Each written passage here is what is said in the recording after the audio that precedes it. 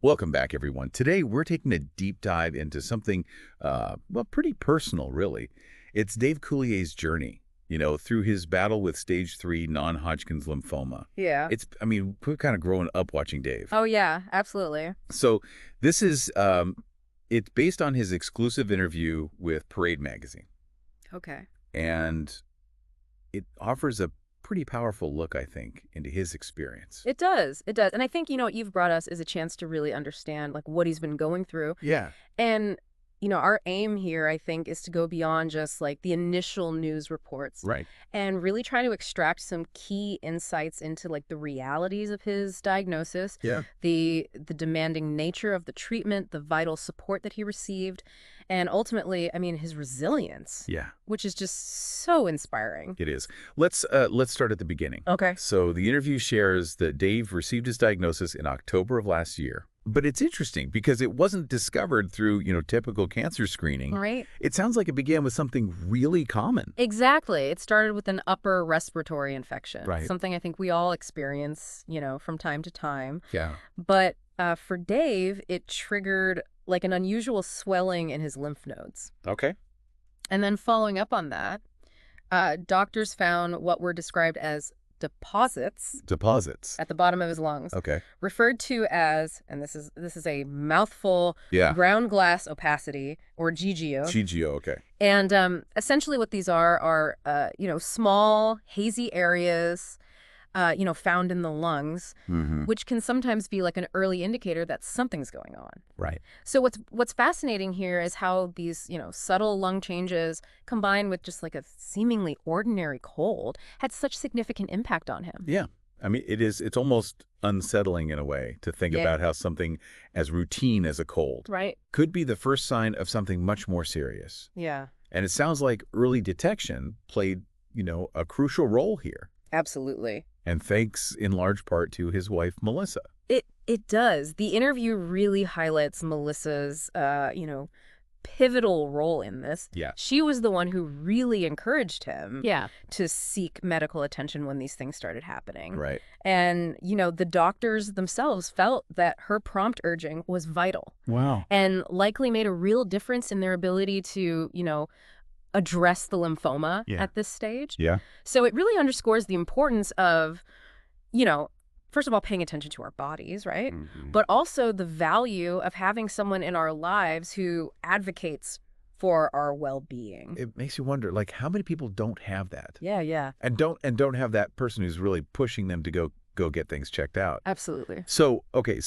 after that initial discovery, Dave then had to face the daunting prospect of treatment, which involved 6 rounds of chemotherapy. Mm-hmm. Finishing up just this past February, the interview, it really gives a sense of the cumulative toll each treatment took on him. It does. And Dave candidly describes how the side effects just seem to intensify with each round. Oh, wow. He experienced neuropathy, Okay. which is nerve damage that can cause pain, tingling, and numbness. Wow. He also dealt with, increasing nausea and dizziness. Yeah. And then there's chemo brain, Right. which refers to like a fogginess in thinking that can just make everyday mental tasks quite challenging. Yeah. But perhaps one of the most, significant impacts was the progressively worsening cancer-related fatigue.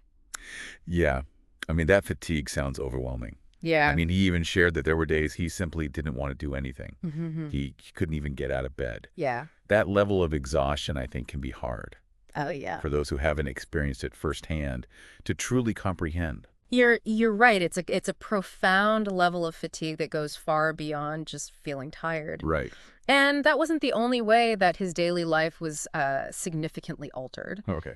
Because his immune system was weakened Mhm. by both the lymphoma and the chemotherapy. Right. Even something as common as a rhinovirus, the virus that causes the common cold, led to a multi-night stay in the hospital. A simple cold landing you in the hospital. Yeah. That's kind of scary in a way. It is. It really emphasizes just how vulnerable, Yeah. Someone undergoing cancer treatment can be.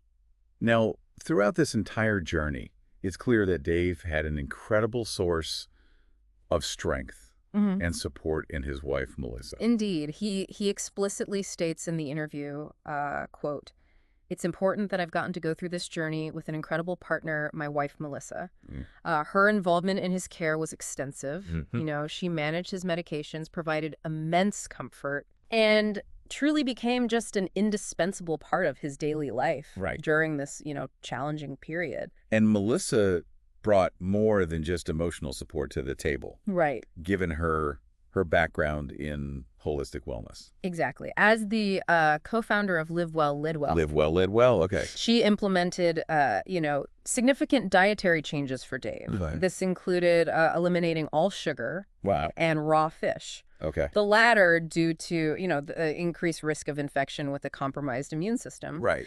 But what's interesting here is Dave's own observation about the positive impact of these changes. Okay. He specifically noted a rapid decrease in inflammation Right. after he cut out sugar.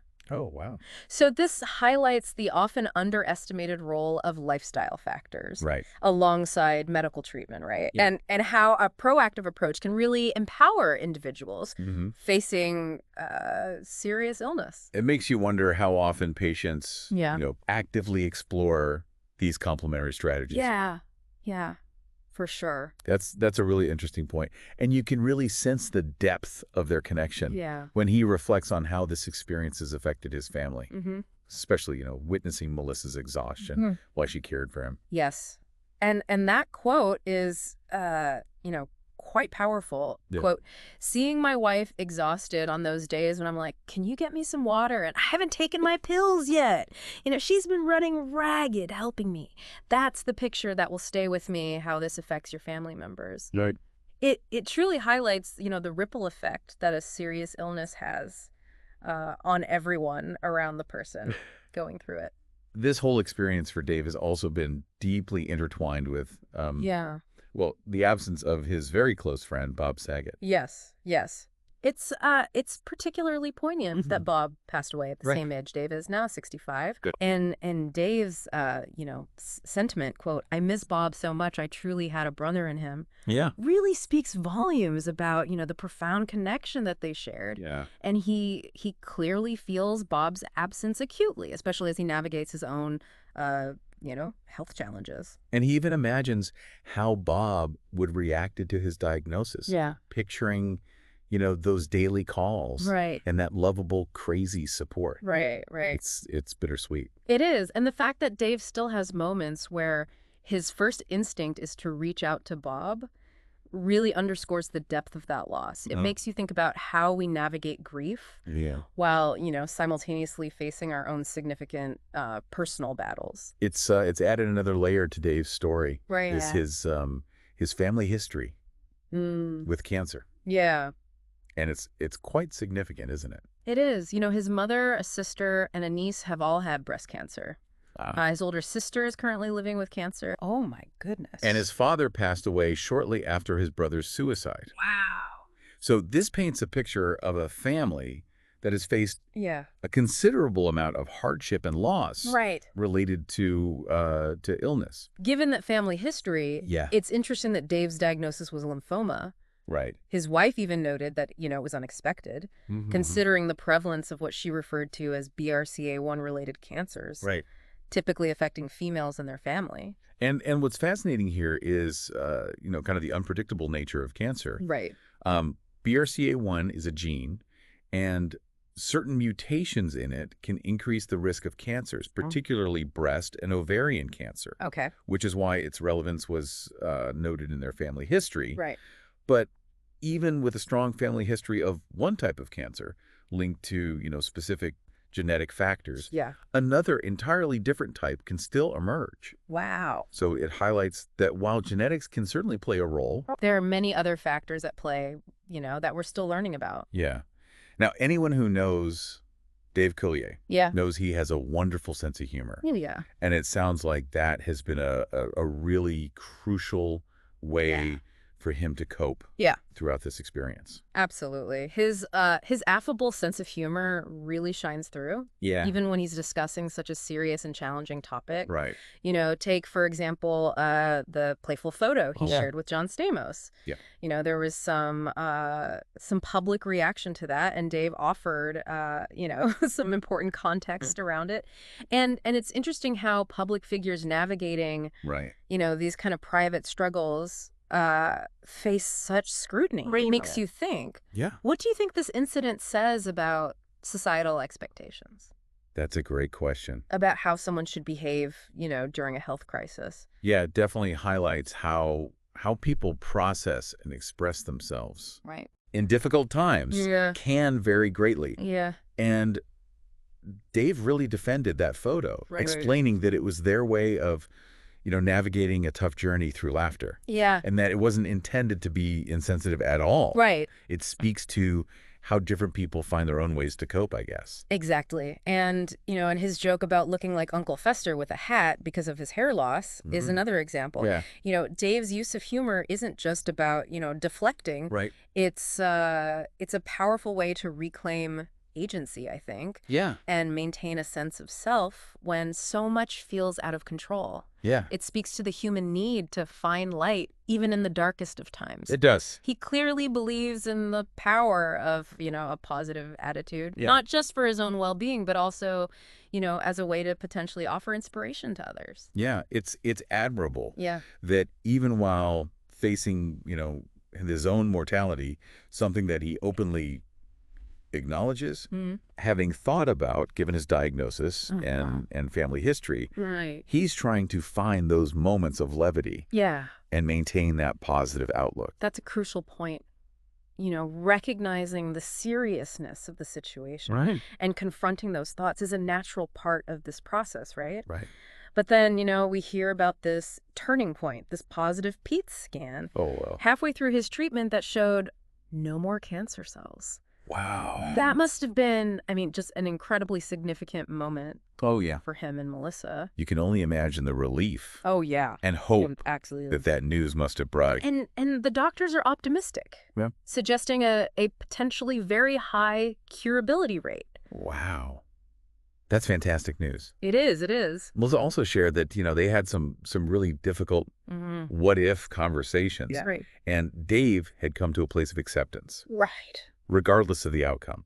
That really demonstrates incredible inner strength. It does. It speaks to, a deep level of resilience and a profound acceptance of life's uncertainties. Yeah. And it really sets the stage for, his current status. Right.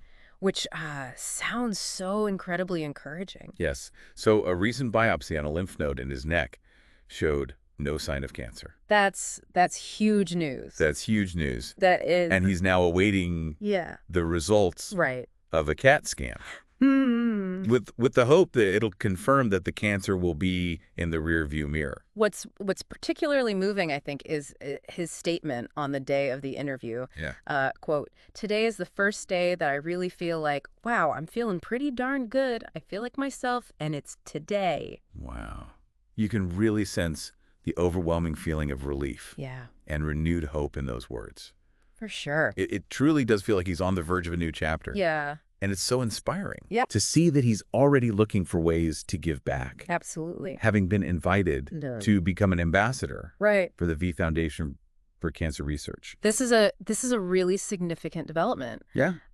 His motivation to do something here Yeah. and potentially help others Mm-hmm. truly shines through. Yeah. He even feels lucky in a strange way, Yeah. seeing his own experience and his family's history as a source of, valuable knowledge that he can now share. It really speaks volumes about his character, doesn't it? Does. To take such a deeply personal and challenging experience and channel that into an opportunity to support others. Absolutely. It reflects a deep sense of purpose Yeah. and a genuine desire to make a positive impact in the world. So as we reflect on Dave Coulier's journey, there's several really important takeaways. Yeah.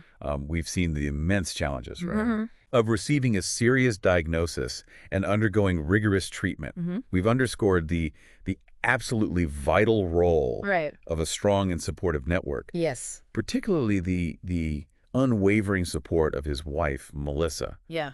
His positive mindset, even when facing difficult realities, has been such a significant factor. It has. And ultimately, his resilience in the face of such adversity Yeah. is truly inspiring. This deep dive into his experience, even through, the lens of a single interview, Yeah. offers such It does. personal and profound insights, I think. It really does. And, it prompts us to think about the unexpected ways individuals discover inner strength Right. and navigate serious illness. Yeah. It also highlights the profound impact Yeah. of having a strong support system, during those challenging times. Right.